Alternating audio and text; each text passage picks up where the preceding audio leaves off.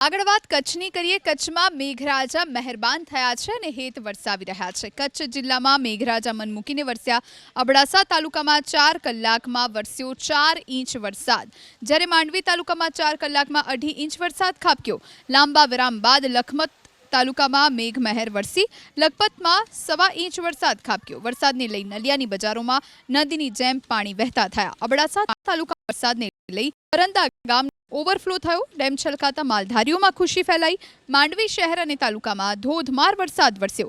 માંડવી શહેરના કંસારા બજાર, હવેલી ચોક, આઝાદ ચોક, નવાપુરા સહિતના વિસ્તારમાં પાણી ભરાયા। મુન્દ્રા તાલુકામાં પણ સવારથી વરસાદી માહોલ રહ્યો। પૂર્વ કચ્છના રાપર અને ભચાઉમાં ગાજવીજ સાથે વરસાદ વરસતા ઠેર ઠેર પાણી વહેતા થયા।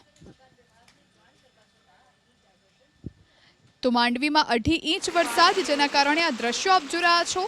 વાહનોના પૈડા ડૂબી જાય એટલું બધું પાણી ભરાયેલું છે। નલિયા પણ પાણી થઈ ગયું છે, જેના કારણે લોકોના જનજીવન પર ભારે અસર જોવા મળી। ભચાઉ અને રાપરમાં મેઘમહેર થઈ છે।